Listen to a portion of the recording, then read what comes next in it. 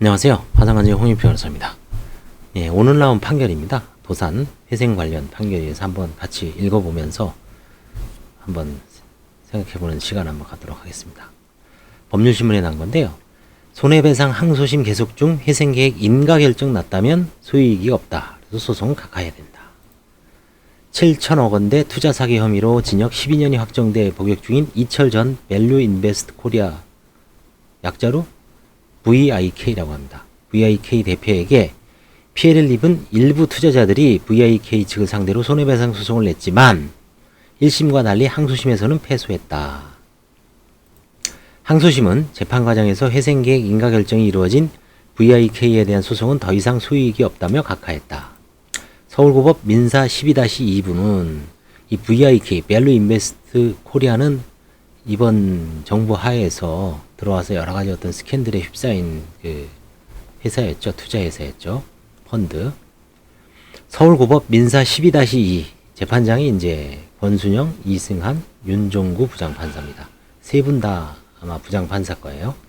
12-2부는 A씨 등 30명이 VIK 관리인 B씨를 상대로 낸 손해배상 청구 소송 2019나 200-9055에서 원고 일부 승소 판결한 1심을 취소하고 최근 소를 모두 각하한다며 원고 패소 판결했다.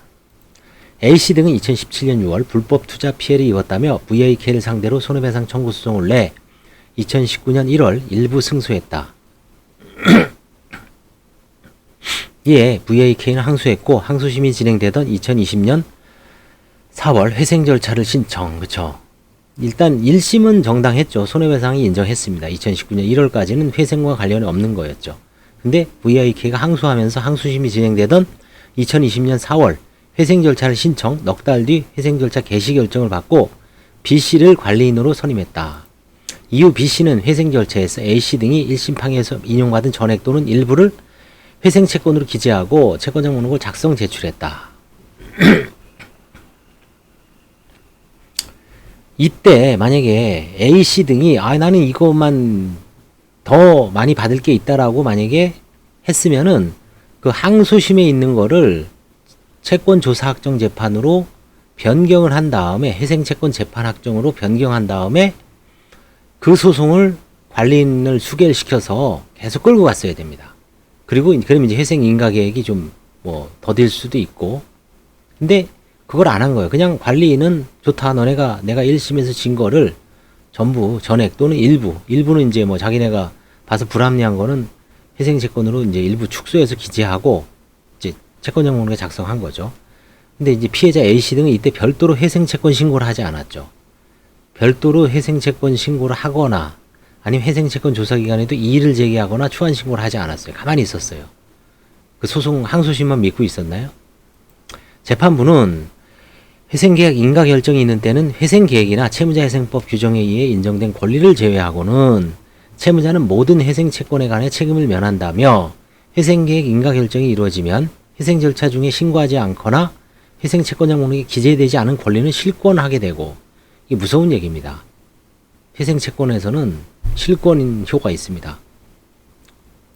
실권된 회생채권은 이후 절차가 종결되더라도 부활하지 않으므로 회생채권이 확정을 구하는 소는 그 소이익이 없어 부적법하다고 밝혔다.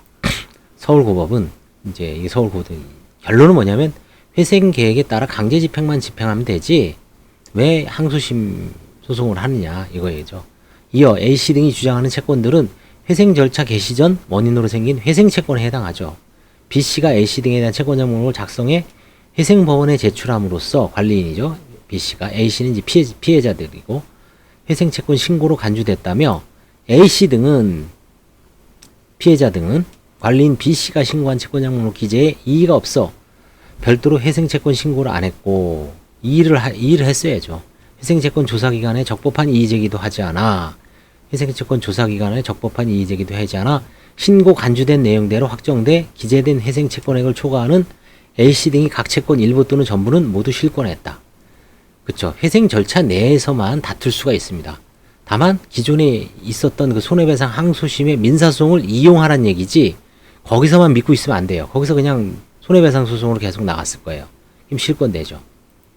그러면서 A씨 등 피해자 등은 인가된 회생계획에 따라 강제 집행할 수 있을 뿐 B씨가 신고한 회생채권에 관해 이행을 구하는 부분과 실권된 회생채권 이행을 구하는 부분은 모두 소위 이익이 없다며 확정된 회생계획에 따라서 이게 채권자표에 기재되면 확정 판결과 동일한 효력이 있습니다.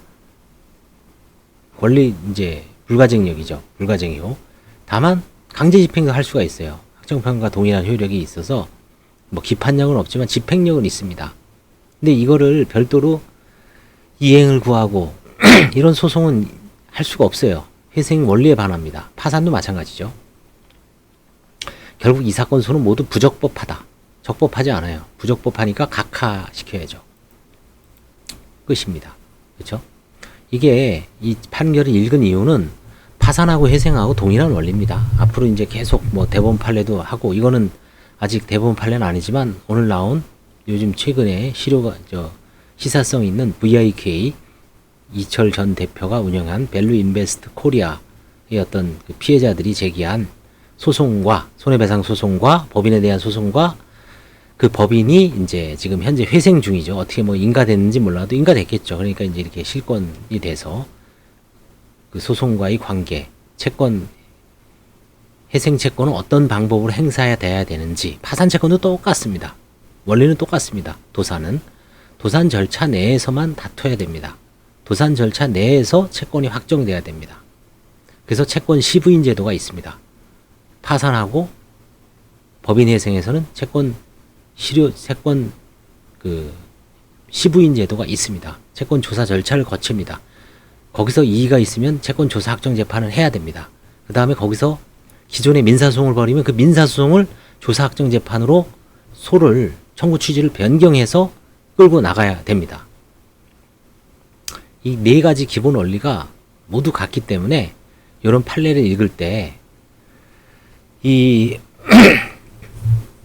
회생 도산 판례를 아니면 이 지식을 왜 쌓아야 되냐면 내가 기존에 나는 도산과는 전혀 무관하다라고 해서 난 도산은 필요 없어 라고 할 수 있을지 모르지만 내가 변호사로서 아니면 원고로서 피고를 상대로 소송하는데 피고가 중간에 개인회생 들어가거나 일반회생 들어가거나 파산 들어갔을 때 그게 다 다릅니다. 그때 똑같지가 않아요. 원리는 비슷하더라도 조금씩 달려요. 그 사람이 파산 절차를 신청했을 때 원고인 나의 G, 그 사람이 일반회생을 신청했을 때 나의 G, 그 사람이 파산을 신청했을 때 나의 G, 개인회생을 신청했을 때 나의 G 다릅니다. 조금씩 달라요. 그래서 왜냐면 판사도 그걸 안 해보면 잘 모릅니다. 그래서 실수할 수가 있어요. 변호사에 말할 것도 없죠. 당사자의 어떤 이익을 위해서 현행 법률 테두리 내에서 최선의 형태로 법률 조언을 하거나 자문을 하거나 법적 서비스를 해줘야 되는데 내가 법률을 잘못 나거나 좀 버벅거렸다가 상대방한테 아니 당사자한테 의뢰인한테 치명적인 결과를 가져다 주면 변호사로서는 뭐 자괴감도 느낄 수 있고 또 손해배상 소송을 해야 될 수도 있고 이게 뭐 골치 아프죠. 그래서 도산 관련해서 지식을 쌓아야 됩니다. 그래서